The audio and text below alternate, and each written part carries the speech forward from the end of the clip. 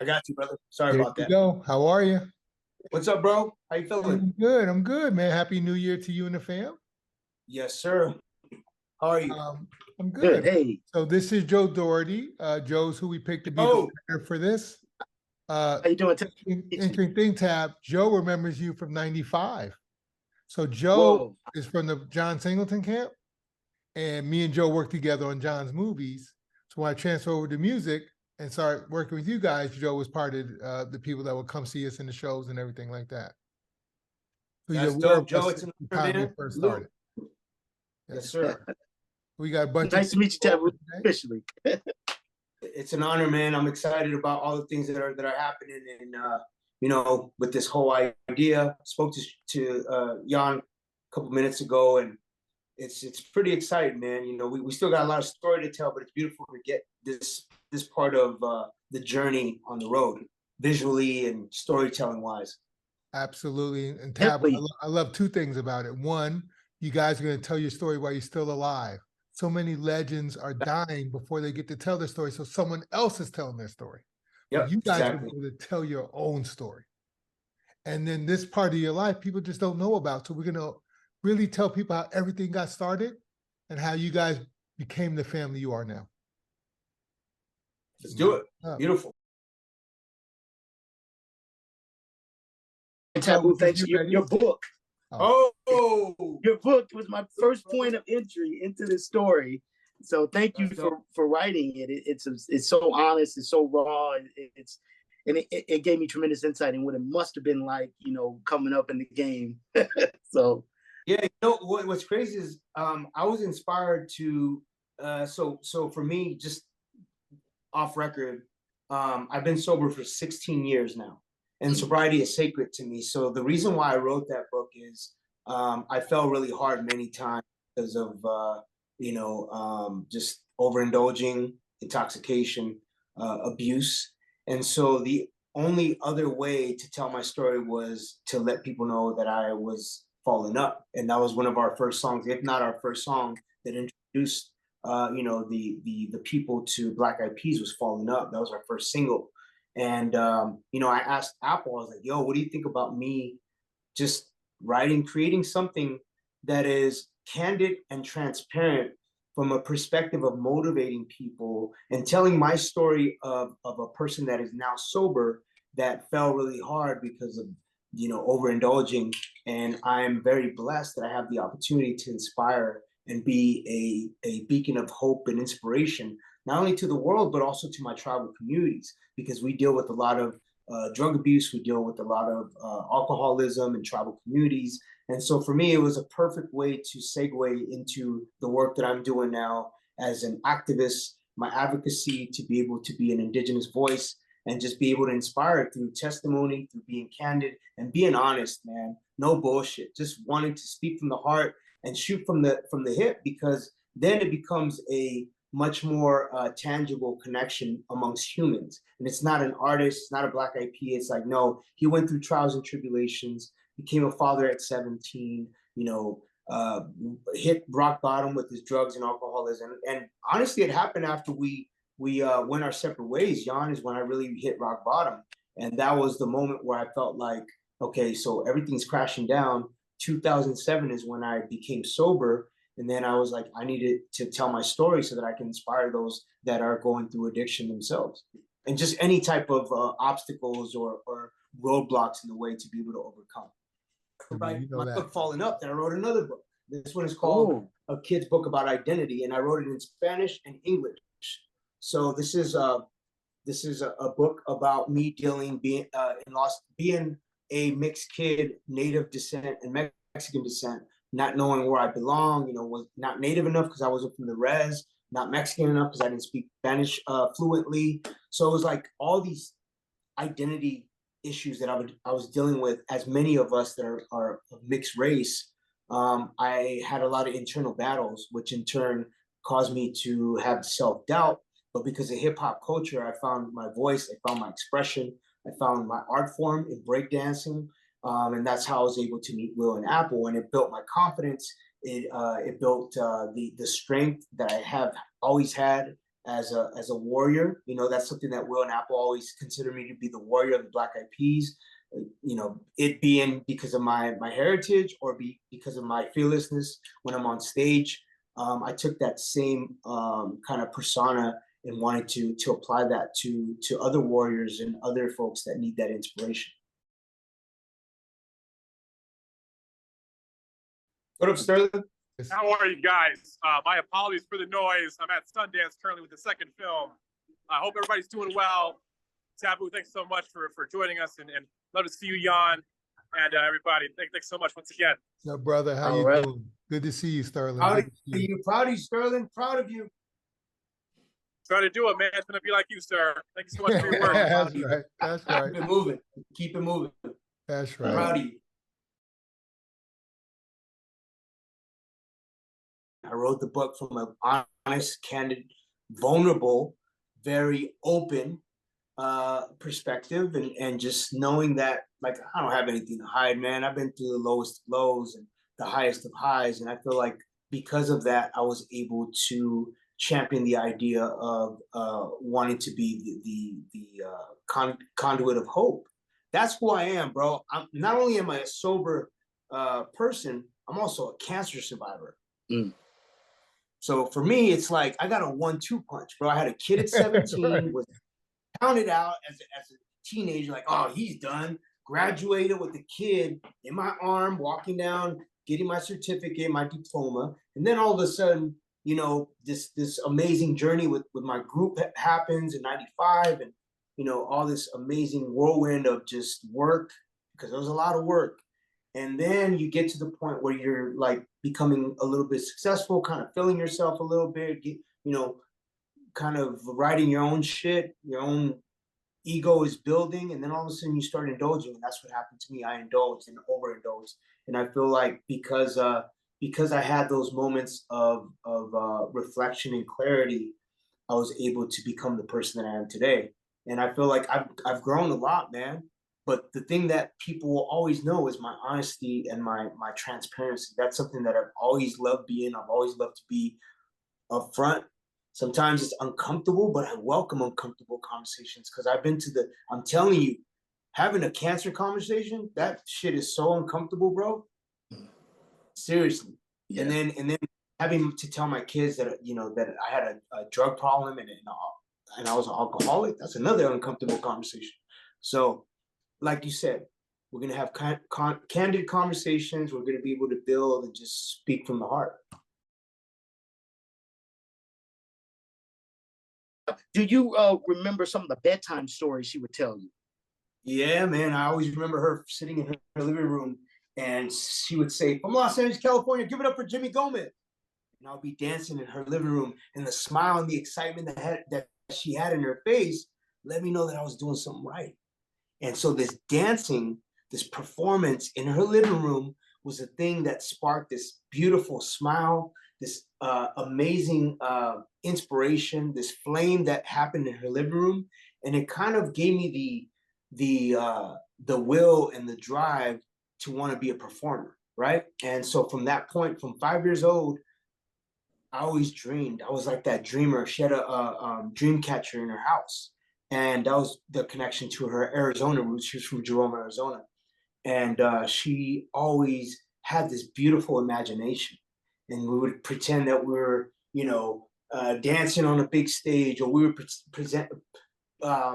we would be presenting like these awards. And she was preparing me for something, man. I wasn't aware that it was going to be for this journey as a Black Eyed Pea, but the dancing in her living room, the fake award ceremonies, me like tagging on books. Like I kept writing my name. I didn't know why I was writing my name. It was just over and over, just tagging my name, to the point where, like, my grandmother was the dreamer. She was the one that was dreaming with me. My mom was more like, you know, she was very,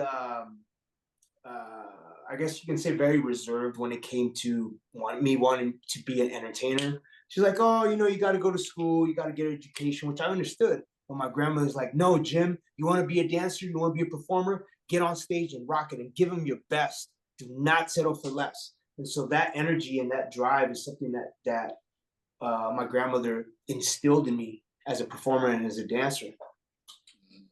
And it was always Jim with grandma, but it was Jaime with others, right?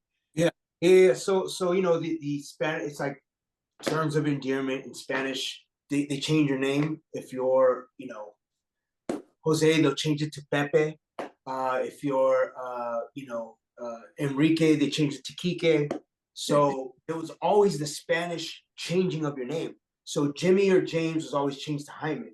And so on my mom and like a couple of family members would call me Jaime, but my grandmother never called me that. She would always call me Jimmy Lewis.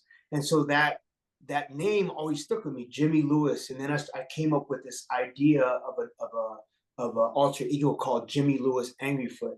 And Angryfoot was my dance style because all the frustration and all the anger that I had as a teenager, I would take it out on the dance floor. And so the Angryfoot style and the expression was the thing that I kind of thrived on. It's like, oh, I'm gonna give him the Angryfoot style. So Jimmy Lewis Angryfoot was like my alter ego. Taboo Nawasha has always been like my main stage name, but Jimmy Lewis Angryfoot is my alter ego. Wow. Some of the stuff that I love the most about the book is in Overa Street when your grandmother goes down and you guys see the mariachis. I mean, I really am looking forward to showing that side of LA. I moved to Los Angeles in '89, lived there for 28 years, and I'm in Chicago right now. But when did you first become aware of your Shoshani roots? How was that transmitted to you? So my grandmother was always prideful about Arizona, never claimed LA. She kind of hated anything that was Los Angeles. Even though she lived in LA, she's like, I'm a native woman from Jerome, Arizona, and always be proud Arizona all day. And so that I didn't understand that as a kid, why she was so prideful. Even when we had family reunions, my grandmother was like my mom. She never wanted to be on my baseball team, which was an LA baseball team. Like the LA kids and my cousins and relatives that were from Los Angeles, we were all on the same baseball team. And my grandmother, who was like my mom, would not be part of my team. She would go on the opposite team and she would go against me. And I was like, why is my grandmother going against me? But it's because she loved her roots. And every time she would be, chanting her for Arizona and Jerome, you would always hear that beautiful native chant. That's the frequency that I tapped into. And so I always wondered what she had, why she was so enamored with her connection with Arizona. And I found out it's because of the tribal connection. Before it was called Arizona and Jerome, it was a native territory. And you had, Navajo, Dene, you had Hopi, and then you had some tribes from the Midwest migrate, and that's where the Shoshone tribes came during the 1800s. And my family got mixed up with Hopi, Shoshone, and all that connection with tribal communities. And then on top of that, we also were connected to Sonora, Mexico, which was the Mexican side. So those three connections is how I really started understanding knowledge of self and wanting to do a deep dive into my indigenous foundation. Wow. It's deep, man. It's deep, Yeah. bro. Like I didn't understand. I was like, I'm an LA kid. Nah, but I'm not just an LA kid. Where's my ancestry from?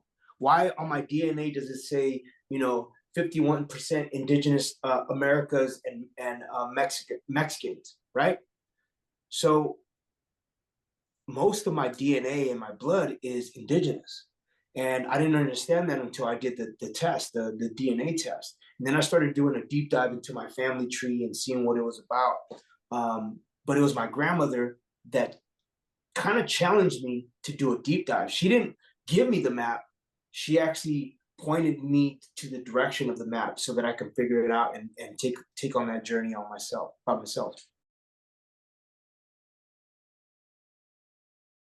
Well, I was always moved by Bruce Lee, Billy Jack, Tom Laughlin, because I saw a warrior spirit within other cultures as well. Tom Laughlin, being Billy Jack in the 80s, was speaking to me because he was indigenous himself on the big screen. And I felt like, yo, this dude is representing for us. And then I was always into toys, and I got into comic books and heroes without capes that happen to be native. I always loved Apache Chief the Justice League. I always loved, Spirit from G.I. Joe. So it always resonated with me that I can be seen through these action figures. My culture can be represented on the big screen through this character named Billy Jack.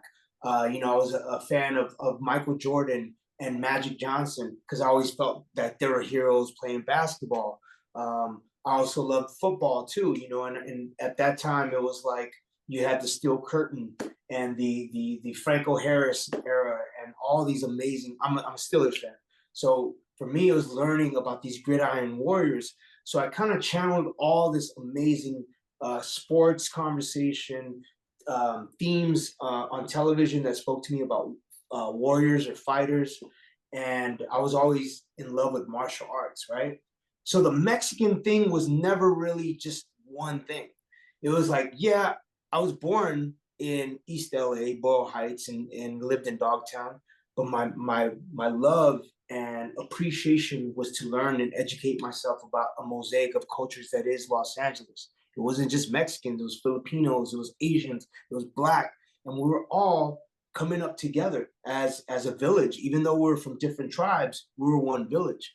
And so for me, it was like, how do I contribute to this village? And so my contribution was always dancing, breaking, graffiti. I got into rapping at 14. So for me, it was like, how can I express myself, but still hold my culture with ultimate pride and be a representative in this village to show people my skills and my discipline. I'll be practicing in my backyard 3 hours a day to get to over 10,000 hours of my discipline, which was breaking. And then I got into freestyle and popping and locking. And then I started studying the greats like the Bob Fosse's and the Nicholas brothers and the Berry brothers and, Danny Kaye and Fred Astaire and Gene Kelly. And then you get into the James Brown and you get into, Michael Jackson and all these amazing heroes that were dancers. Then you get into the Rocksteady crew with Crazy Legs from New York. You get into the Mop Tops from New York, Scheme Team from LA, the Soul Brothers from Los Angeles. And I just took all that energy to become the vessel of all these inspirations. And even Turbo from Breaking, Michael Chambers, he was a big inspiration to me too, because he was an LA kid that was popping and showing me that LA kids could rock just as hard as kids from the East Coast, because hip hop was started in the East Coast. But I always knew that I could be a representative of the West Coast, in turn, be the dopest native Mexican to ever rock from LA. That's what I thought.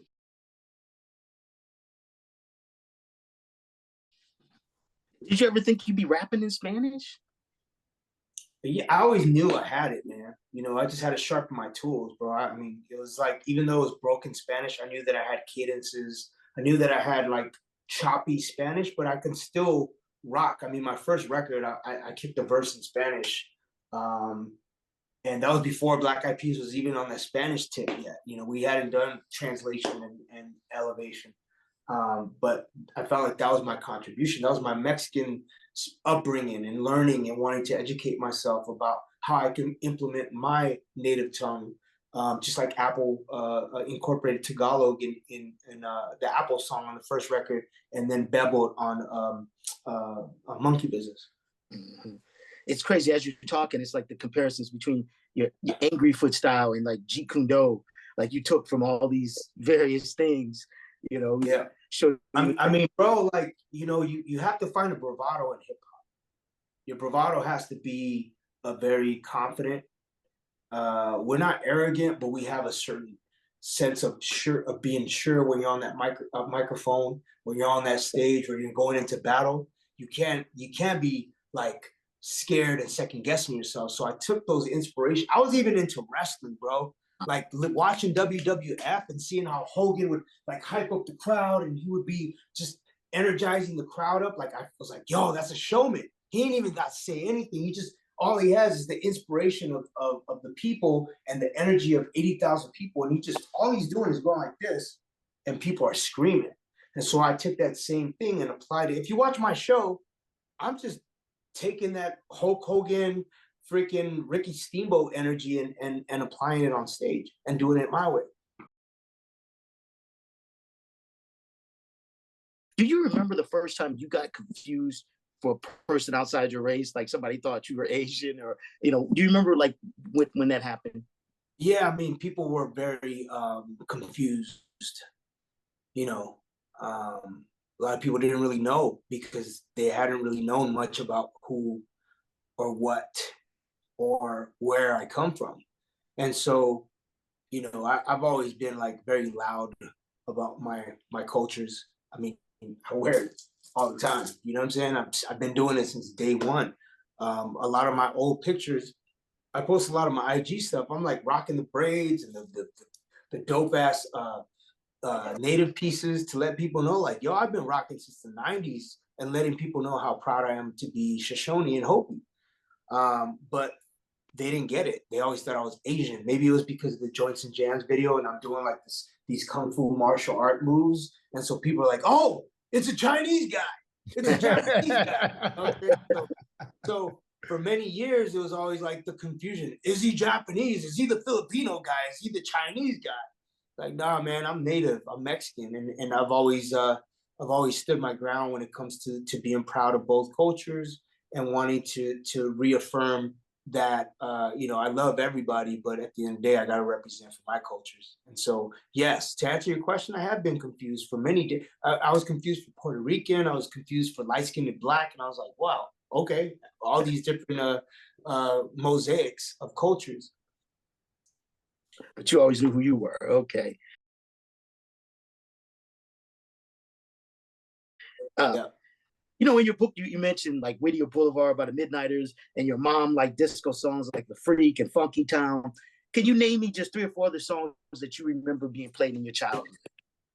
Yeah, so as a kid, I remember Freddie Fender, Wasted Days and Wasted Nights from my grandmother because she liked Freddie Fender for some reason. I also remember September, Earth, Wind, and Fire, classic. My mom always danced to Love Hangover by Diana Ross. Oh, Yeah, yeah. oh, good. That's good. Now, how did your mom and grandmother keep you away from the gangs like in Dogtown? Like, Oh any yeah, funny? Yeah.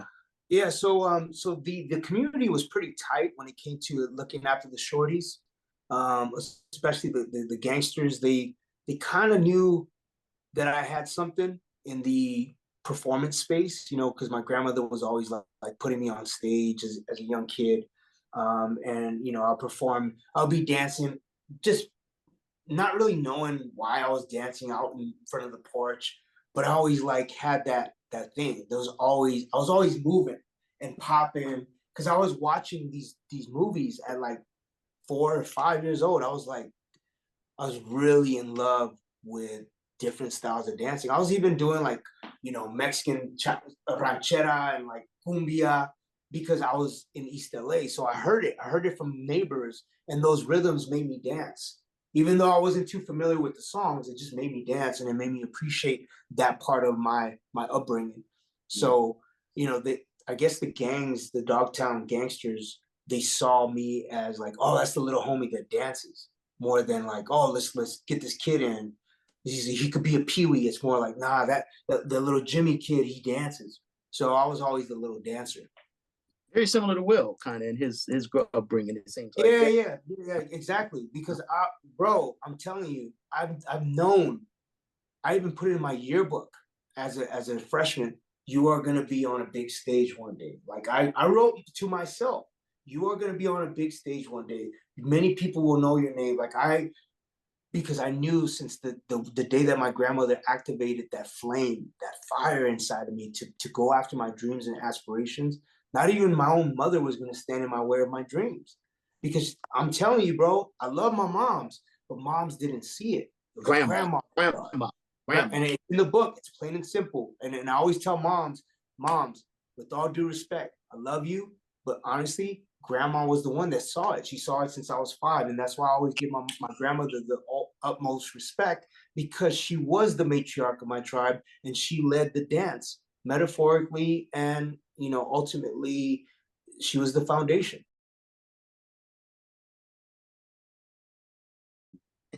Yeah. So I remember watching Wreck and Shop.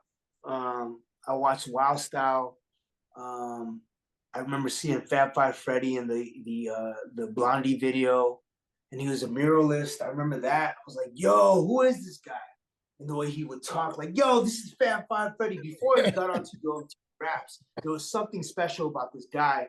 And then I started learning about Kool Herc and the parties in the park, you know, and it just like it became something that I wanted to become a student of. It was like watching a basketball game or watching like a football game and seeing all these different figures, right, that were gonna shape and mold me.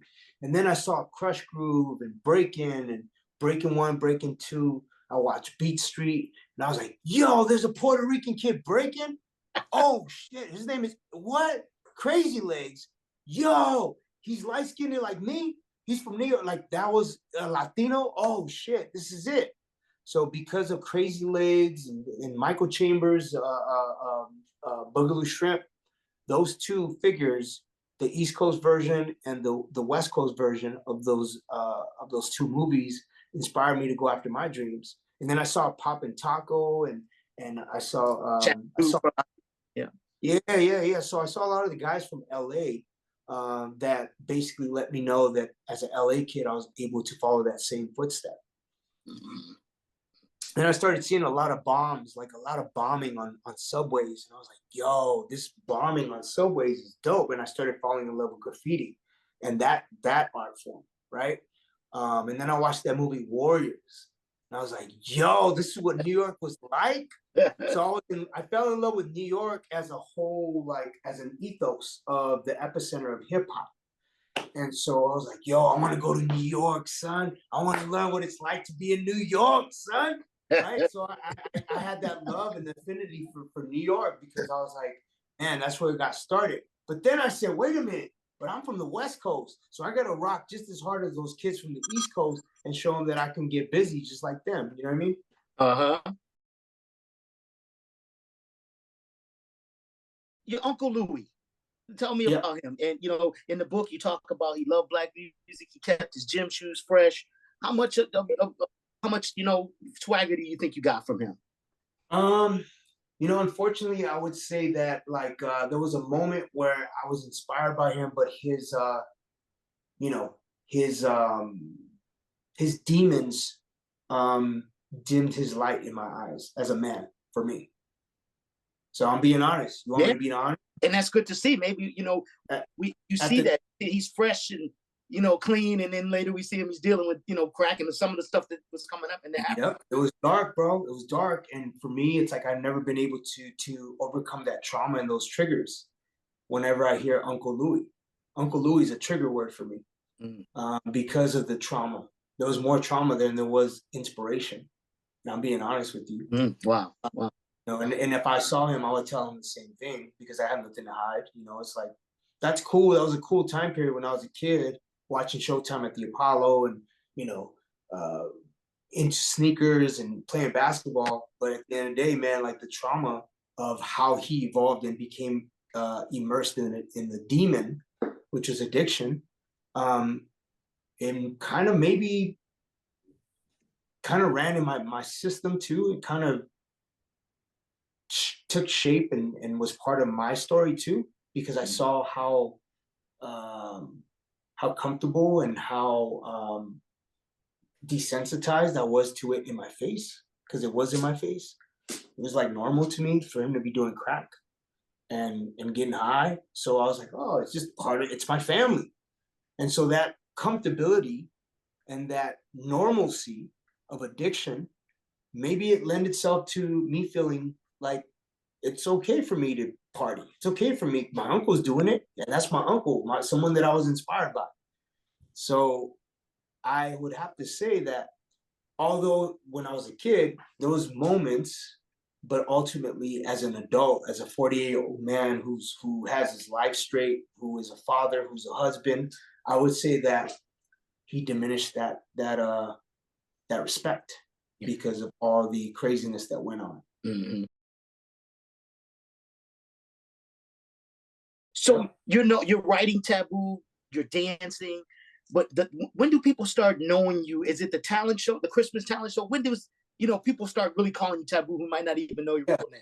So I started in middle school, gaining a little bit of traction because I was the only native Mexican kid in my crew. And it started with the crew from 8th grade into 9th grade. The crew was called Strictly Business Posse, and it was all Black kids and then me. And so I was starting to get better and better and going up in the ranks as like the main dancer that would go out and battle. And I was taking rank. And so, this is 89. And then in around like mid 90s, 91, 92, I started a group called Divine Tribal Brothers. And I was one of the leaders. It was 2 leaders. Yeah, 3 main leaders, but it was me and this other guy named Eclipse, who were really the ones that could put people in and hold, I don't even call them auditions, but to get in, you had to like show what you had. And so Tribal Brothers was like a cousin of Tribal Nation, which was Will, Apple, and Mookie. So we were Tribal Brothers in Rosemead and in San Gabriel Valley, and then Tribal Nation was Glendale, Atwater, where Will and Apple and Mookie were battling.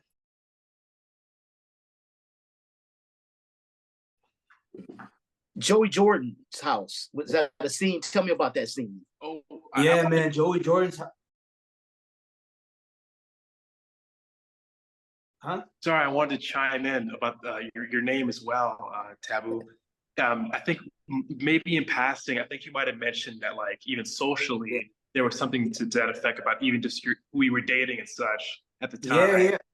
Yeah. So yeah, that's great. So Taboo didn't come until like my high school run, like maybe like sophomore, because that's end of freshman year. That's when I met my girlfriend Karish, Black girl, and in my area, it was a taboo to date outside of your race at that time. There was this Black and Mexican war happening. There was a separation of races. The Asians and the Blacks and the Mexicans didn't get along. So me being part of a crew with all Black people, me having a girlfriend that was Black, me having friends that were Filipino and Asian, like it was weird because I was living a taboo lifestyle. So I said, if I'm living a taboo lifestyle, I am taboo. So I became that. And then Taboo Nawasha was the native name that I gave myself. Nawasha being spirited warrior, right? So like, how people have like Sitting Bull or Red Cloud. Mine was Taboo Nawasha. That was the name that I gave myself because I was like, yo, I'm gonna be the Taboo Nawasha. I'm not just gonna be taboo, the unexplainable or the forbidden. Like, nah, bro, this is a native representation. Even though the taboo lifestyle that I was living was the first component of my name, the Taboo Nawasha was the overall entity of what I wanted to present the world. And I think that energy and that persona is what people see to this day, is that warrior, that native, that indigenous voice, that advocate for just putting on for his communities. And at that time, Jimmy Lewis Anglefoot was also involved. So if I was in Taboo Nawasha mode, it was like writing, rapping, but Jimmy Lewis Anglefoot was that killer on the dance floor.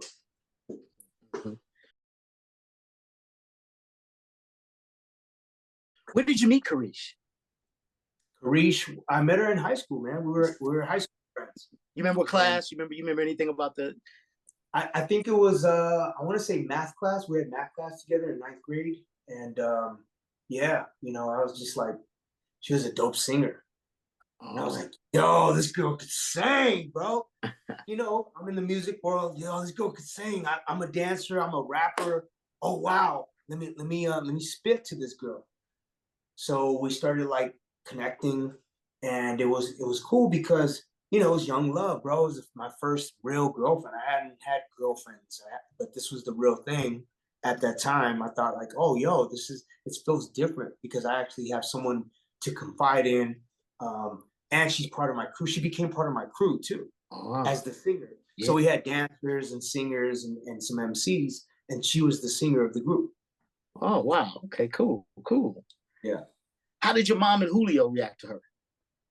It was weird at first. You're very traditional, old school, East LA. Julio being from Mexico, not really, it was just different, bro. They weren't really that open, to be honest with you. Right. Took time, and let's keep it a buck. Like, you know, everybody that's got that old school mentality, it's hard for them to learn these new tricks of like being open-minded and having an open heart. And so through time, through getting to know her, I was able to really bring her into the fold and have my mom like put down her guard. It's her son, her one and only son, dating outside the race. It had never really been done within my family. So she kind of felt a certain way. And I was like, nah, man, love is love. I don't care what color you are. So she always saw that stern, very like, I would take no for an answer. I was not going to take no for an answer. I was like, yo, this is who I am. Accept it. Live with it. If you don't, it's all good. You don't rock with it, it's all good. I'm going to do what I do. And that's kind of been my mentality, is like, I'm going to do what I do. And that's why I didn't grow up with the same type of foundation that my sister grew up with, because I was kind of like that black sheep. I had a kid at 17.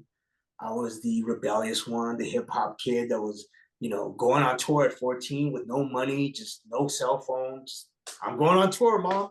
Where are you going? I don't know. I'm going with this guy named Polo. Polo? Who's Polo? It's my friend. Okay, how are you guys going to get there? I don't know. We're going to figure it out. And I was gone for a week, and my mom didn't hear from me. She was like, where's my son? He's 14. I'm like, shit, my son's 14. I would never let him go on tour without a person I really you know what I mean? But that was just me, bro. I was gonna go no matter what, and I would sneak out of the house, sneak her car. You know, it's just like I was living that rebellious lifestyle. Mm-hmm. What was your grandmother's take on Karish? She loved her. She loved her. She was open. She might be more open than anybody else. You think more so than your mom? Okay, 100%. My grandmother, she just believed. She was stern with me when she needed to be. But her love was unconditional. Her support was unconditional. Her vision of what the type of man that I was to become was something that I felt like she embedded in me and instilled in me at such a young age. And I didn't even realize why she was so passionate about this tribal connection. You know what I mean? I didn't understand it, but she would show me these books about Jerome, and you know, show me these relatives, and talk about Hopi, and talk about, you know, my Uncle Vega and my aunt that was Hopi. It was just all these words, Hopi, Shoshone, tribal, all these things that as a young kid, I didn't know. I was like, LA. But because over and over, Dreamcatcher, turquoise, all these different words that to this day are so embedded in my head, that I started understanding, like, oh shit, she was setting me up for who I am today and being proud. So how did you first hear about ballistics, that word? Like the first time you heard of it? Ballistics was the oasis of hip hop on the Sunset Strip. It was like, yo, there's this paradise on Sunset, and the guy from Married with Children throws this club. Right? We're dope in the San Gabriel Valley. Tribal Brothers is killing. Rising Suns is killing. That's me and Eclipse. That was our rap name, right? And then I just remember like, yo, we got to take the bus, or we got to have one of the moms drop us off. So I think we all piled into my mom's Sentra, and we went. And I remember, bro, we were waiting in line and like all nervous, like, yo, who's going to go in first? You going to go in first? No, I'm going to rock first. And then like we were already setting up how we're going to, okay, then we come in with a flip, and then we do a slide. You know, we were setting up our routine and what we were going to do to battle, because our main focus was we're going to battle anybody that's there, everybody that's there, to show them what Tribal Brothers is all about. And that was our thing. It's like we were scalping people. That was the metaphor. Is like, this is a battle of Little Bighorn, and we're going to take everybody out, for real. And that was the idea.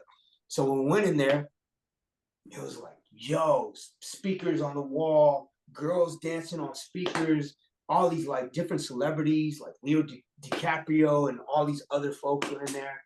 And then we see the circle, and the circle is like, oh, light.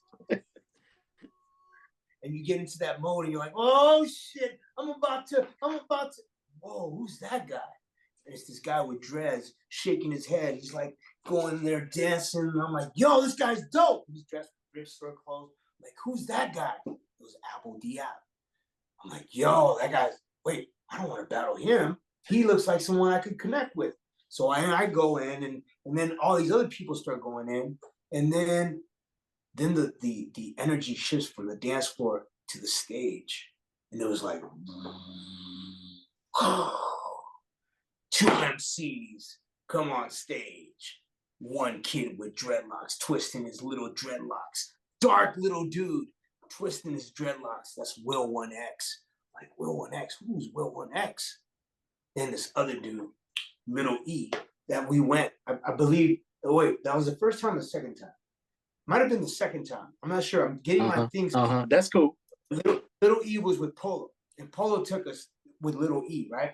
So I'm jumping to different days, yeah. But this is energy. Just take this energy.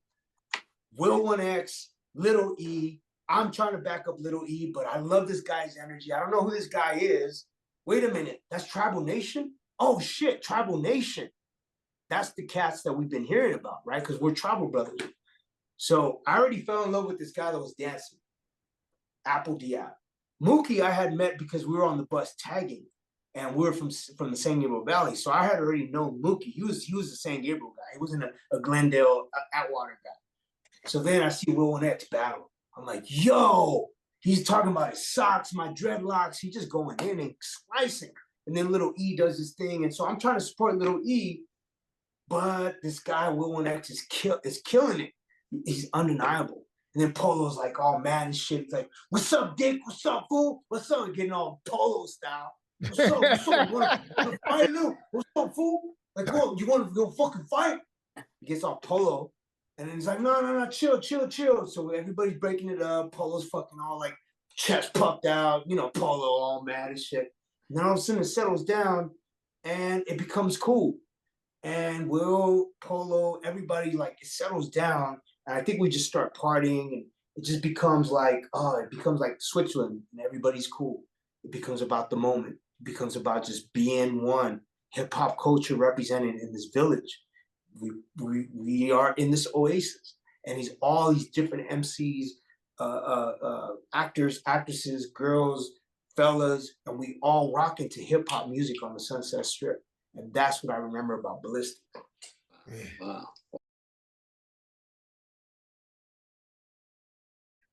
The first time you met Polo, you were auditioning for him to be a dancer with the Ron Johnson video, I think, and he had the black eye and everything. Yeah, he did. He's always fighting, bro.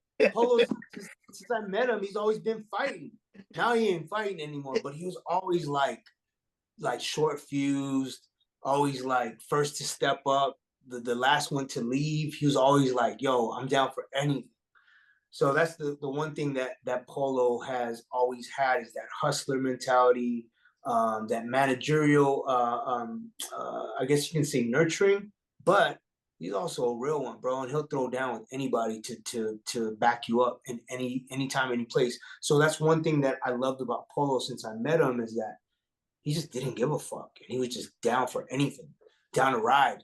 And when I auditioned at his house, I was like, yo, this dude's rich. He's got turkey sandwiches in his fridge. He got all this fruit. Yo, this guy's rich. I'm over here at my house eating freaking beans every day, beans tostadas, bean tacos, beans with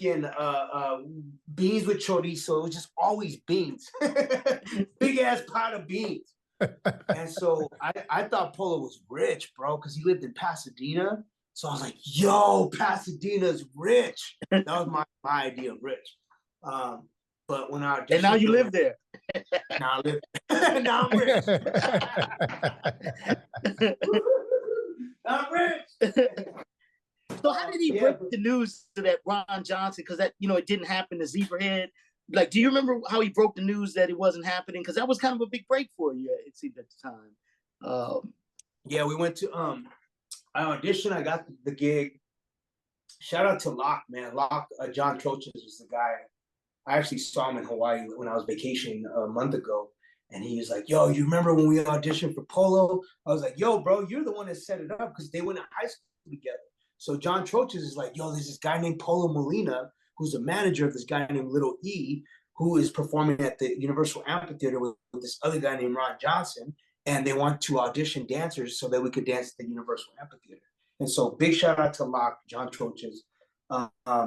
But when Polo said, yo, fellas, it's not happening, because he told me, Phoenix, and somebody else, I was devastated, bro, because I just wanted to go, because my mom had bought tickets. She had bought tickets to the Universal Amphitheater. And I was devastated, because I was like, this is my big break. You gotta understand, bro. I was a hustler, 14. Anything I had to do, take the bus, go to auditions, go dance at Tilt at the mall, go dance at In-N-Out parking lot when there's, you know, direct casting directors or casting agents and eating at In-N-Out. Like, I was always trying to figure out how I was going to make it in the industry, because I knew that I was a showman, and I just wanted to I wanted to be the dopest dancer ever, the dopest performer. I didn't really know, I didn't expect to make music or songs. I was like, I'm just going to figure out how I can break into the business, because I got something. And I always believed that I had something.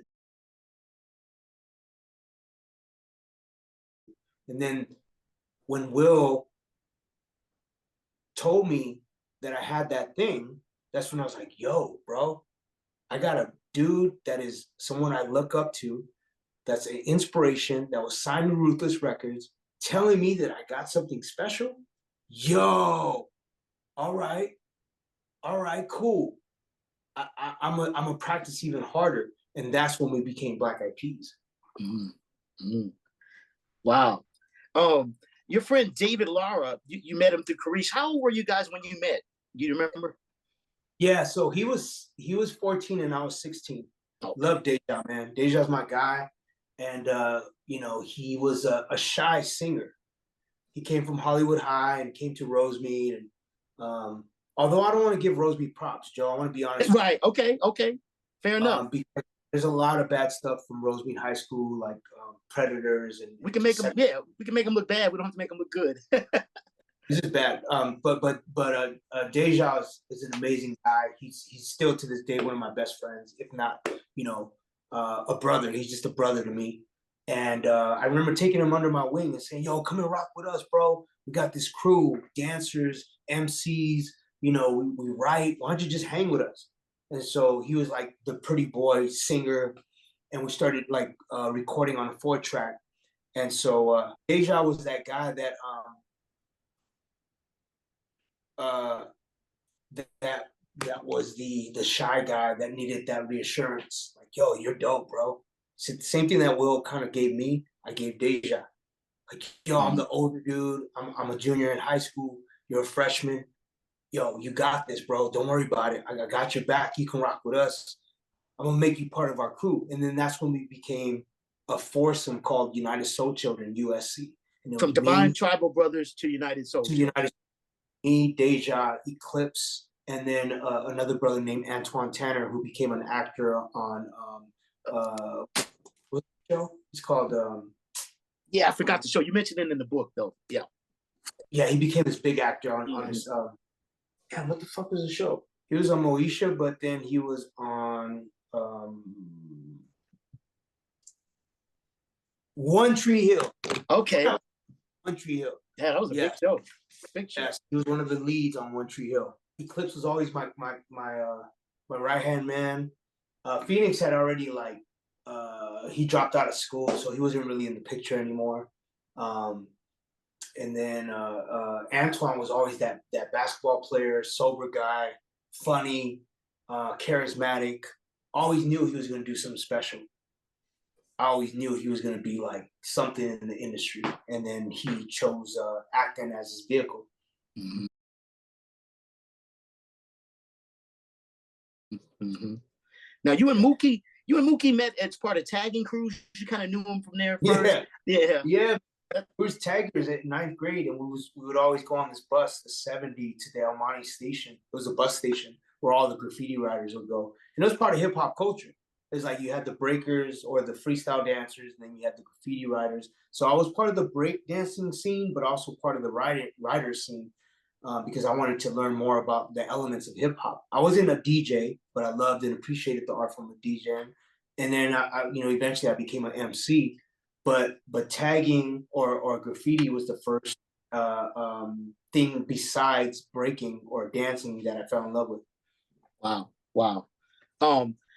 Now it took a while, but when you saw Mookie and Will together, what how would you do? You know, a lot of the first season we're kind of exploring that dynamic because it seemed like they had a great friendship, and of course, you know, some things happened.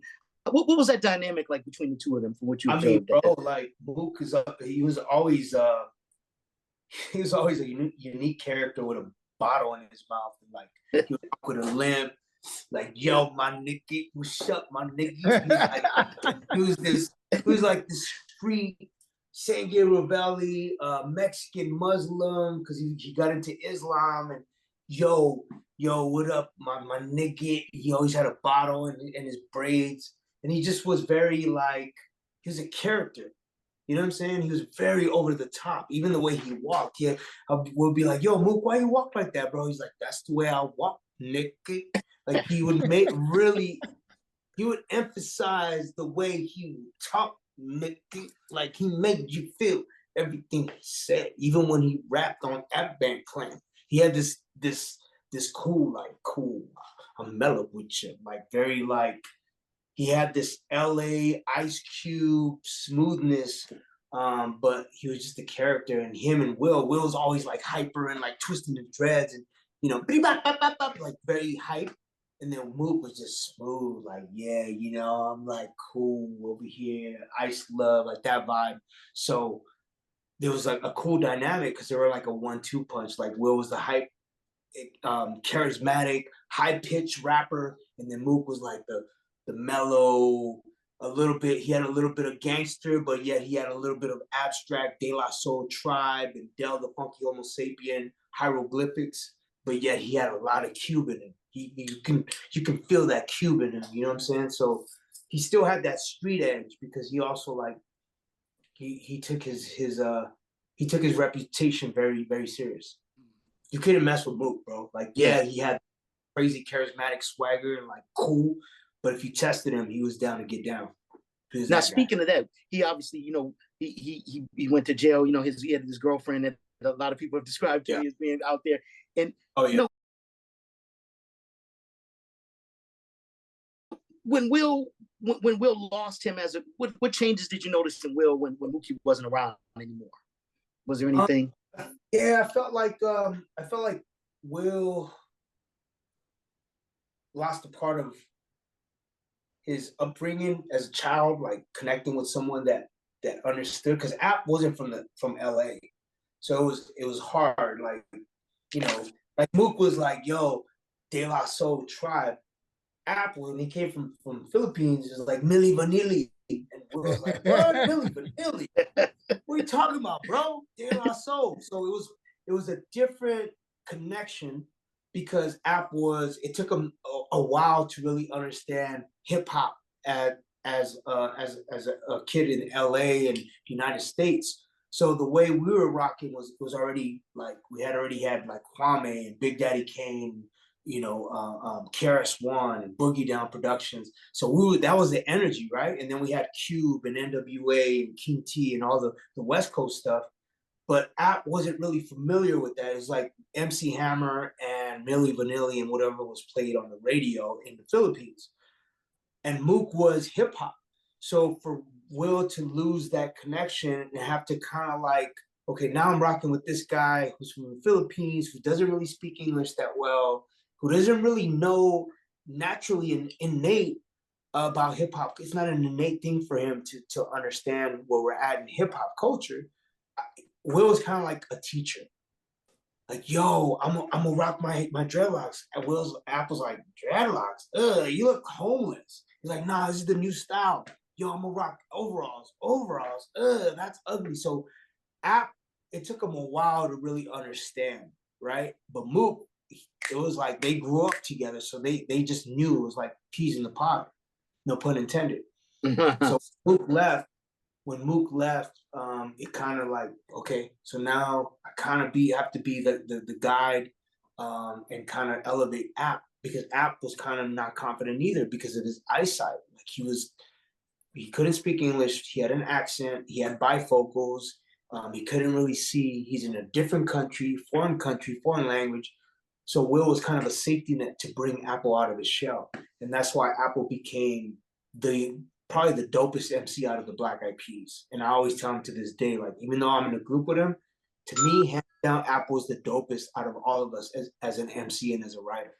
Wow. Because he put in the hours and the practice, and he read the book, the encyclopedia and the dictionary, and he just really challenged himself. Being a person that English was a second language, he became very articulate when it came to his structure and his patterns of rhyming and his rhyme schemes. But his words that he used to implement those schemes was, it's like bar none, one of the best. And I always consider him one of my favorite MCs. Yeah, it's like hip hop as a second language. He picked it up. It's amazing, man. Yeah, and he always has always been melodic, bro. If you listen to Ab Band Clan, witness rhymes are fix, rap food troop, cross the legs. If I try to follow, look, it's all rhyme, it's all melody. Like he just had this melodic flow, and his accent made it cool. And Mook was more like picture the rhyme and and then Will's like, bitty bop bo bo, bitty bo bo bo, bitty bo bo bo, bitty bo bitty good bo bo bo. Like that was Ab Band Clan, and so it was like quirky Will.i.am or Will with X, and then you have Apple with the melodic witness rhymes, and then Mook always was the even killed, like I'll kill you with my lyrics, and I'm the snow leopard, like all that stuff. Yeah, gangster smooth, yeah. Yeah. Now, how did you hear the news about Will and Apple signing with Ruthless? Like, how did how did you hear about that? So we became Grassroots after Ballistics. After we met at Ballistics, and we started hanging out, and they had a coalition and a group of kind of like native tongues in their version, which was called Grassroots.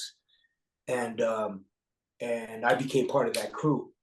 And I was shy, man. I was shy because I was like, dude, these guys are signing a label. I'm 16, 17-year-old kid from Rosemead. Like, even though I was a killer on the dance floor, I wasn't signed to a label. So it was like kind of intimidating, knowing that these same kids that I fell in love with as dancers and as performers were now signed to a major label, Ruthless Records.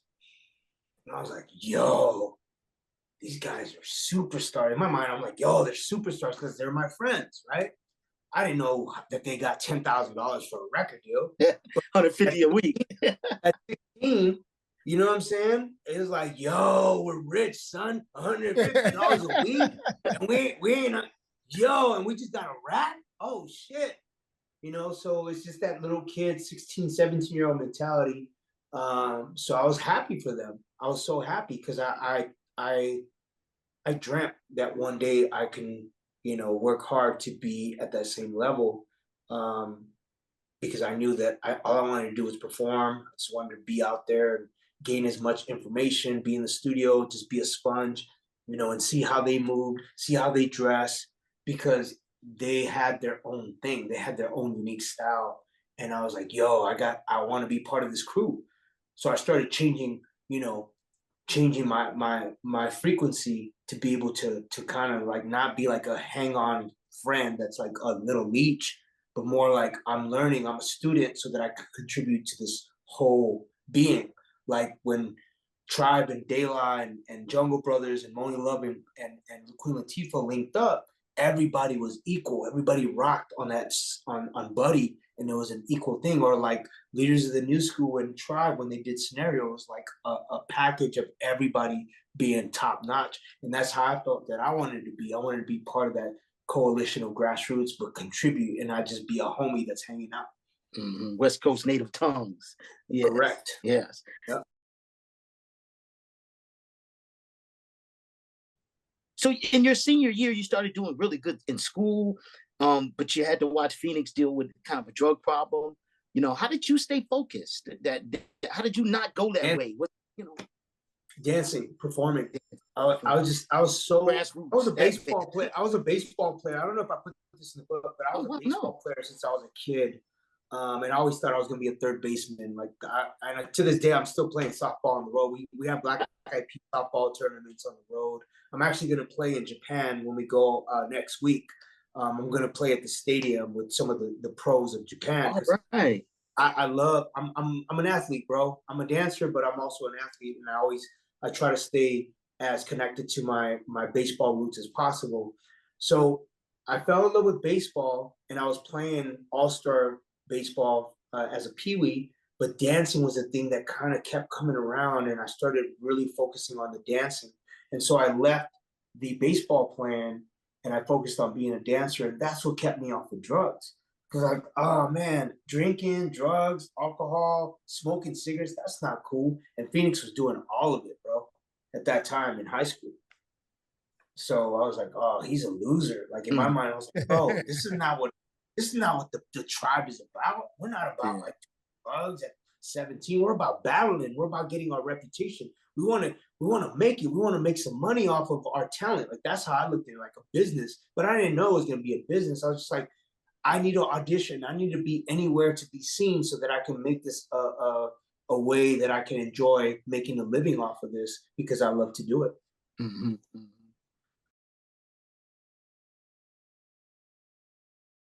Do you remember the first time you met Mr. Joe Ben Hudgens? I don't. I don't remember the first time. It was later. It was like maybe in the middle of. Actually, it was our first show at Peace and Justice Center. I remember that. Peace and Justice Center was the first time I met Mr. Hudgens. I had heard about Uncle Faye and Mr. Hudgens, but I had never really spent time until I can honestly say Peace and Justice Center is probably the first time I really got to know him and speak to him and just like get to know who he was. What'd you hear about him? I heard that he was, a very conservative white man that gave Apple an opportunity, gave Apple a ultimatum of either you go to school or you move out if you're going to choose this music career with William. And so App chose the music career and he had to move out. And he stuck to his guns. But he's like, yo, I brought you here to be a student. I brought you here to chase your dreams academically. And you're chasing this dream of being a musician. Like, I can't rock with that, So I respect his stance. Because, when you're told as a parent, you're like, wait a minute, same thing my mom did. But there's also a sense of like, you got to nurture that thing too. And I feel like my grandmother nurtured this vehicle, this idea, this dream, this possibility. And, so when Mr. Hudgens didn't do that, Will was that nurturer.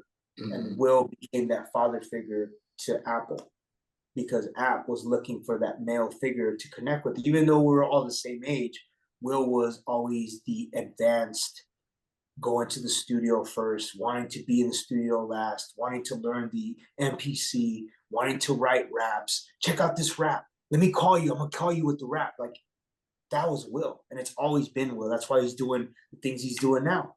He's always been motivated. And I didn't get to where I'm at with my motivation until I became sober and really understanding being a voice. Wow. I was kind of just like, I'm just living. Whatever. It's like, it's cool. I'm performing, I'm dancing. I'm cool with that. I don't have to do anything else. Cool. But that's not what life is about. Yeah. So Mr. Hudgens was kind of that beacon of hope for Apple, but also like a stern figure that challenged Apple to really figure it out. Yeah.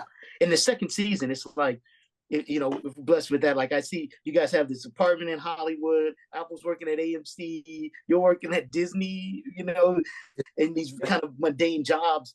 And,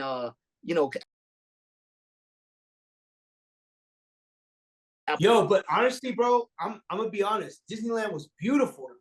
Wow. Even though I worked custodial, I roamed the park. I was able to roam the park and check out energies, check out the beautiful atmosphere, the happiest place on earth, working in a corporate structure, learning how to be, having the professionalism the ability to speak to other people from different walks of life, looking at them in their eyes. Good morning, sir. Good afternoon, ma'am. Like all that corporate structure that Disneyland wanted to teach and educate these young kids from middle class homes that probably wouldn't have that same type of upbringing. I didn't have that confidence until I went to Disneyland and really understood this corporate structure. But then at night, I was pursuing my dream, performing at Mobiles and Dragonfly, and what was that place in Venice Beach, Jan? Oh yeah, it's right on the water. St. Vincent? No, I forgot, but St. Mark's, I forgot. St. Mark's, I think St. Mark's. I think that sounds about right. Yeah, We had the one on Santa Monica and yes, Robertson too. Oh, that was Luna Park. Luna Park. That was Luna huge Park, for us back then. Yeah. Wow. So being part of Disneyland, I always say, like, I started I worked for Disney, picking up trash at Disney, and now I write Marvel comics for Disney. Because, bro, big change. You know what I'm saying? It's like I knew I was wanting to be part of this, and I know they get a lot of like backlash, but for me, my personal journey, it really helped me to become aware of corporate structure, corporate foundation, and understanding moving in that world, but also like still holding on to my dreams because Disney paid me very well to be able to buy a broken down bug, but it got me from point A to point B. I was able to go to the studio. I was able to put gas in my car. I was able to eat a meal, pay for my rent. So, it kind of worked out for a little bit. I think artists need to see that today. These artists today, they just want to just get it like overnight. I mean, you guys had to work for it, all you guys. Yeah, man, for sure. Yeah.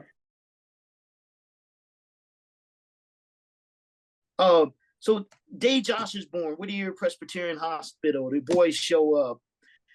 How are you feeling? I mean, man.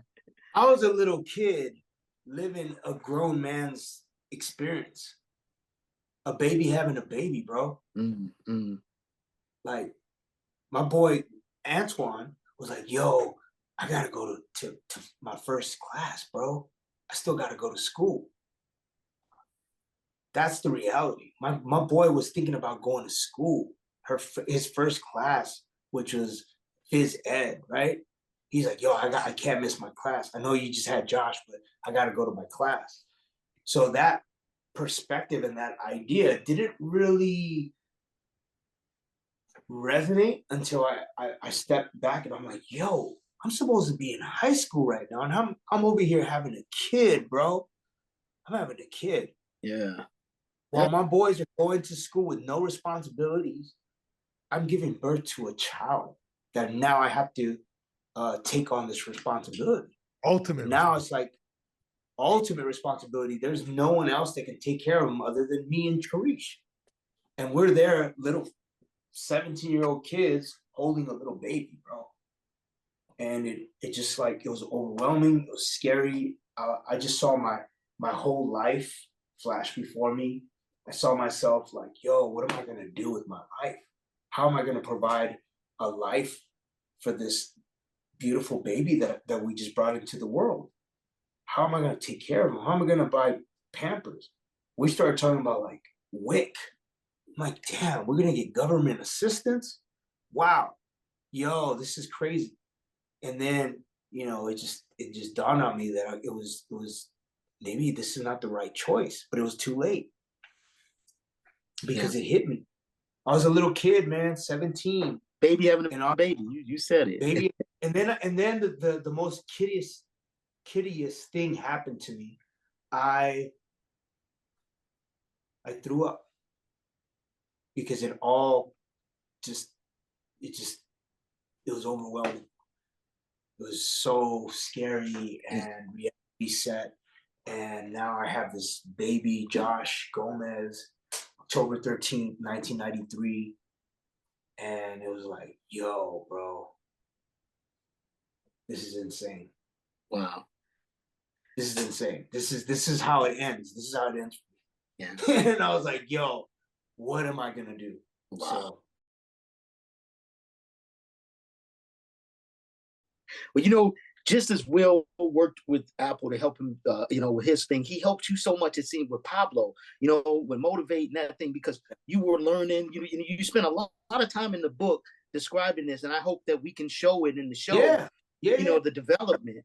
And there's like, motivator would be like, come on, Tab, what are you doing, bro? He would always have toothpick. Come on, get with this shit, bro. Like, you're supposed to be knowing what you're doing. Come on, Tab, you're fucking up. And I'd be like, come on, motivator. Let me do it one more time. He's like, come on, Tab, you're wasting my time. And he was hard on me, bro, because I wasn't getting it right. Like, I wasn't getting the flow, and I was just a new kid trying to really find my tone, find my voice, my delivery, my writing. But it was Motivate that kept like pushing me. And it was like tough love. And Motivate was very impatient, because he had already dealt with Will and Apple and Mook, who were a little bit more professional, and they knew exactly how to deliver. Me, I'm coming from like a spoken word. Pablo, it's Mr. Shaw, it's Eclipse. They're kind of like the heavies when it came to, making all the decisions. I kind of felt out of place because I wasn't up to par with what their vision was for the group. And so, when we did that show in Pomona, I felt like, oh, the stage is my thing. This is where I excel. I know how to do this. But when it was time to go into the studio, I wasn't confident, because I would be like two in my head. When I was on stage, it's like, shit, this is my world. This is what I do. I've been doing this since I was a kid. But the studio was very intimidating, especially having Motivate and having Will and Apple, and everybody was already at a certain level. And so I remember the day that Mr. Shaw and Eclipse called me, and they're like, yo, Tab, like, we've been thinking about it, and I think we're going to go a different direction with Pablo. I was like, what do you mean? What are we going to do? They're like, well, we're actually going to move forward with just a duo instead of a trio. I was like, what? They're like, yeah, it's just not working out, bro. Like, we're just going to have to go and just rock. It's just going to be me and Eclipse. And I felt betrayed by Eclipse, because Eclipse and I came up together. Like, Mr. Shaw was part of Will's crew, but me and Eclipse came up from the same world. Like, we came up from dancers to MCs, and now this guy, Mr. Shaw, is taking my brother and creating this new group. And I was like, yo, who's this guy, right? I felt betrayed. I felt hurt, and I called Will, and I'm like, yo, Will, can I talk to you, bro? Like, I don't know who to turn to. I just got kicked out of Pablo. And so Will calls me. Will, yo, why don't you come to Motivates? So I go to Motivates. We're sitting outside, and I'm telling him all my, I'm venting to him. And then he just listening. And I just remember that moment. He's like, Tab, I'm going to tell you something, bro. Mr. Shaw and Eclipse don't see what I see. You have something that everybody else in the crew doesn't have. You have personality. You have that it factor on stage. When you're on stage, you don't have to say anything, bro. Your movements, the way you connect with the crowd, the way you're able to hypnotize people with your movements and that whole ninja, whatever that thing you do, that's showmanship. Not everybody can rock like that, bro. Without even having a microphone, you can still rock a crowd. We need that in our crew. And that's when Mook had left. He's like, why don't you rock with me and App? I was like, oh, okay, cool. What are we going to call it? And he's like, so me and you and App, we're going to be called Black Eyed Peas. And that was the beginning of the trio. Wow. Life changing. Do you remember when you had that meeting when Will said, call, meet me? Was it at the mall, or where this was? We went to Motivate's house. Motivate's downtown. Yeah, downtown. Yeah, outside of Motivate's lot. It's just vivid in my mind. Like, wow. Yo, that was like, yo, he took a chance on me.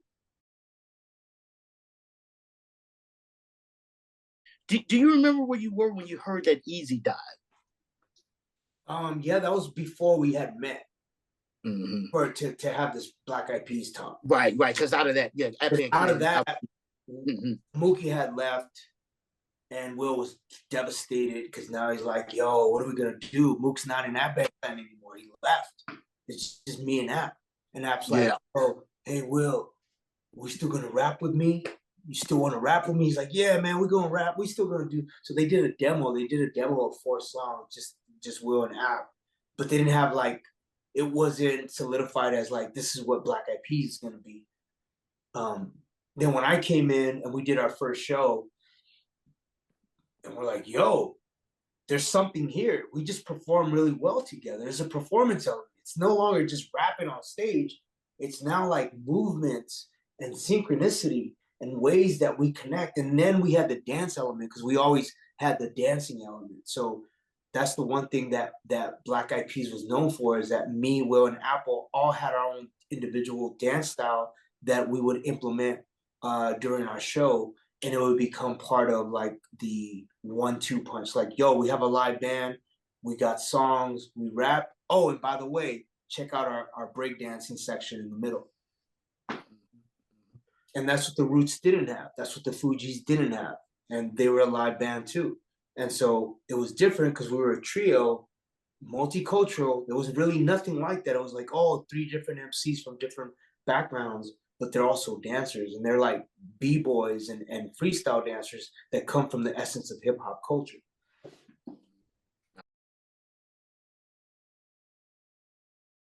Do you remember your first time you met Jan? that audition? Well, no, that was Polo. Jan, do you remember? What I remember was Will said, we're bringing in a new member. He doesn't rap that great, but you can't take your eyes off of him. When he's on stage, you cannot take your eyes off him. So I was like, okay, okay. Well, let me come down and check it out. I went to the show and I was like, you're exactly right. I get it. I had to see it for myself, but now that I've seen it, I totally get it. You cannot take it. He commanded the same like nobody had ever seen. Like when I'm thinking top 5, I'm thinking Buster, I'm thinking KRS-One, and Taboo's up there. Like thank you, bro. Like nobody could take their eyes off him. I'm looking at the crowd. I'm looking around because at this time, you gotta remember, I'm coming from Aaliyah, right? I'm coming from working with Jomo. So I know about, I know about superstar artists. And I'm like, oh, they got it. He's exactly what they need. They don't need another dope rapper. That'd be cool, but he stands out more the way he is now, rather than just being the 3rd dope rapper, right? Because Apple and Will could handle that part, but what they didn't have, the personality that Taboo had. And it was cool because we brought the element of crowd participation, which we never really had before. Interacting with the crowd, going in the audience, having the audience jump with us, so that it becomes an interactive experience as opposed to just singing songs on stage and you stay on stage the whole time. And that was me being fearless, getting on top of a table, making everybody stand up, being in the crowd when it's all sweaty and tight. But that was the gift. That was the fearlessness. And I think that's something that Will and Apple have always been like, I don't know if I want to go in the crowd. But I was like, nah, fuck it. Let me go in the crowd. Let me do the stage dives. Let me just work the crowd, because I know that that's what I've been preparing for since I was in my grandmother's living room since I was 5. Even though I may not have the craziest bars, you best believe I'm gonna rock that shit without even saying anything, bro.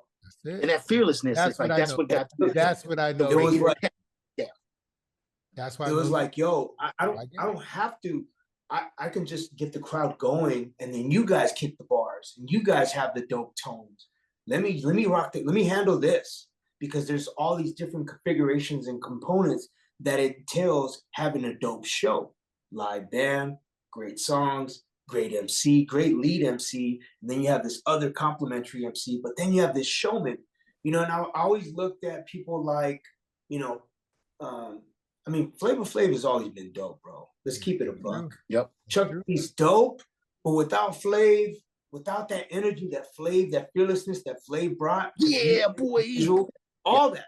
Yep. He is the character. He is the public enemy that appeals to everyone, because white kids want to rock with Flav. You know what I'm saying? It's just that energy is something that is not. It's not taught. You have to have it.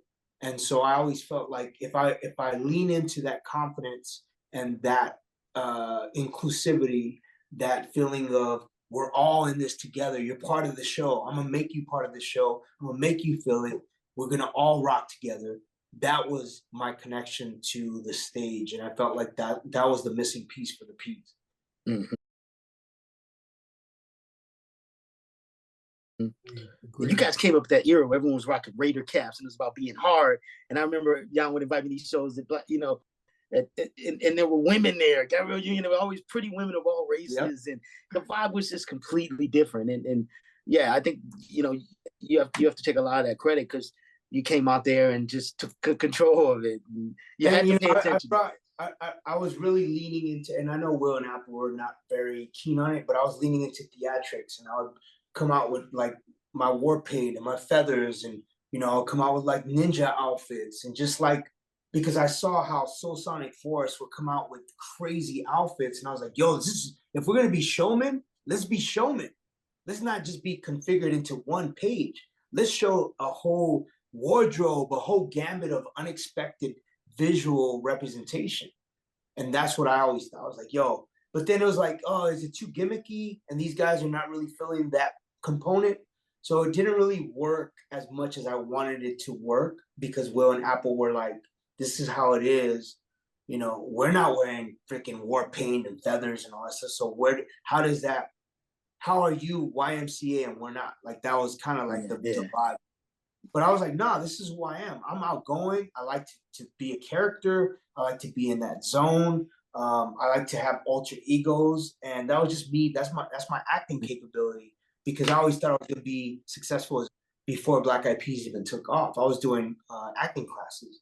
And so I always like wanted to be, you know, these roles and these characters that were warriors. I always felt like I'm the warrior representation. Visually, I want to bring that warrior spirit to life on stage. Yeah, and you actually probably brought both of them out of their shell, so you can post Dr. Pepper, Super Bowl, like you made them bigger. Like they were great performers, but yeah, I never. I feel like we elevated each other. You know, Will brought me out of my show as a songwriter, and Apple brought me out of my show as an MC. Mm-hmm. And I felt like maybe, you know, my fearlessness was the thing that Will and Apple were like, okay, he's gonna go first. Fuck it, we'll just follow his lead. Let's go. Yeah. And so Will started going into the audience more. Will started stage diving, because I was like, let me break down the wall for you guys, and we'll all rock together. Wow. Because I didn't care, bro. If I crashed, it was all good, because I knew that my brothers had my back. And that's what it was. It's like I was just like impervious to pain, impervious to rejection and all that. Oh, yo, what? Like, what? Well, check this out. You know what I mean? So that this cross arms posing like, oh, these dudes is whack, yo. Like, I love that, because it was like, you're challenging me. And I come from the battle scene. So for me, it was a battle. And so if I had to go into the audience and actually make you jump up and down and feel my spirit, I'm going to do that. And that's the fearlessness. That's what's up. I like that. Love that. When did you first meet Will's mom? Oh, man. I met moms when they were living at the projects. So when we was like 17, 18, I remember going to Will's apartment project and just feeling like, oh, I know this world. Dog, just another project. It's B&E. You know what I'm saying? Mexican families. It just felt like home. I walked in, mom's was cooking, went into Will's room, was like, oh, it's like my room, messy as fuck with all these clothes. Same shit. You know what I mean? It was just like, it was like being home. Yeah, okay. Oh, Mr. Hudgens would drive you guys around, you know, as long as you guys went to church, right? Oh, no, I wasn't part of that one. Okay. I wasn't part. Good, okay. Yeah, that was Will and Apple. Will and Apple, okay. Tell me how you would want Josh's mother depicted, how you view the relationship now as opposed to then as a teenager. I mean, you know, like, honestly, we don't really have a relationship. Everyone's an adult now, so. Yeah, like, I mean, it was just puppy love, you know, like we had to get together, but everybody goes their separate ways. I remember taking Karish and Josh when he was born to Paramount Studios, to go see Will and Apple and Mook, and be like, yo, guys, I got a kid. Check it out. And they're like, whoa, damn, you got a kid, bro. We're like little kids with kids. So they have a record and I have a kid. And I'm like, yo, Carice, this is what I want to do. We went home and she's like, that's what you want to do? You want to be a rapper? I mean, like, how are you gonna support your kid? Like, no, I'm gonna make it. Watch how we are gonna live this amazing lifestyle because of music. Nah, I ain't rocking with that. So she's like, nah, I can't rock with that. So she left, and I was like, okay, cool. I'm gonna still follow my dream as a musician, as an artist. No matter if the love of my life at that time, I was a young kid in love, is leaving me. I was hurt, but I had music to be able to heal my soul. Your Yeah. sister's 7 years younger than you. What was your relationship like with her as you pursued your career? She was always you know, we always had this great understanding that she was my little sister, and I mean, I feel like she's just always been cool. You know what I mean? There's never been any. We had like the brother and sister cat fights and all that stuff growing up, but as we got older, I taught her how to play baseball, how to slide, because she was a great a softball player. I feel like I took a lot of that, you know, the love for baseball on my own journey, and I provided that with my sister, because she was like, join the softball team, and we would throw the ball in the front yard, and I would teach her how to slide, and I'll be like, yo, sis, you know, make sure that you, when you go for the ball, you make sure you get your glove on the ground. Like, I was just kind of giving her that. But I spent most of my time out, bro. Like, you know, my sister had her mom and her dad. I didn't have my dad in my life, so it was just like my mom was my parental figure. Julio was more like this antagonistic guy, because I always felt Another doubter. I always felt a certain way. So, you know, he was dope though towards the end. Like, I got nothing but great things to say about Julio towards the end, as I got signed, and he saw that I followed my dreams. He respected me as a man. But growing up, like, you know, I would always feel like, okay, my sister's cool. She got her mom and her dad. It's all love. You know, I'm gonna go do my thing. So I didn't really have a lot of time with my sister like I would have. I had moments, but I can't say that like we shape and molded each other's lives, because she went to college. I didn't go to college. She basically pursued an amazing career in a different field. I chose music, so we kind of went our different ways. But I always have love for my sister. Yeah, we probably won't depict her in the show if that's, you know, okay with you. But I was just curious about that. In '96, you lose your grandmother, you know, who we hope to, you know, portray as a matriarchal figure in this. I mean, was that one of the harder things that you had to deal with? Hardest thing in my life at that time. Yeah, it was devastating, bro. I was like crushed, because she didn't get to see the right there liftoff, 97 being signed in a show. She didn't see it. Yeah, it was spiritually, you know, like detrimental. But then her spirit, I like to say, it channeled into my body, her mind, her spirit, her energy. I started rocking even harder because of her. I started becoming the vessel that I am today because of her. Started wearing the turquoise, the jewelry, and I was like, yo, this is grandma. You know what I mean? I saw this dope piece that reminded me of my grandmother today, and I want to share it with you. When I saw it, I was like, yo, that's me right here. Look. You are the grandchild I prayed for. Never forget how capable you are. Wow. Wow. That's beautiful. I know that Will feels very similarly about his grandmother too. You guys have that? Yeah, definitely. Yeah. But it's like my grandmother, she was just open to everything that I did, bro. Baseball. She saw me play baseball. She thought I was very good, you know, but she was like, Arizona's better. Arizona's better. That's one thing she would always bomb me about. Arizona's better than LA. That's great. That's great. She's tapping you into the old ways, just shiny stuff, you know.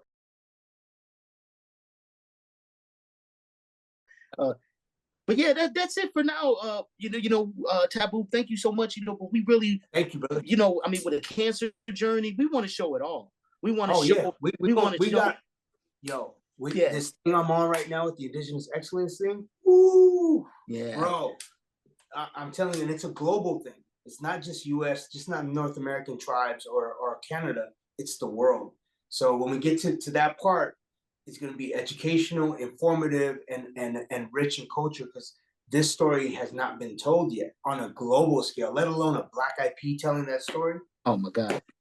Yeah. Jan always says this is the show. This show is about the family you choose. And that's really what, because this is a family, you guys. You guys aren't a rap group. You're the first international rap group. You're a family. And we're a tribe. Yeah. We're tribal nation. Still surviving. Tribal brothers living in a tribal nation. Yeah, grassroots, all of it. But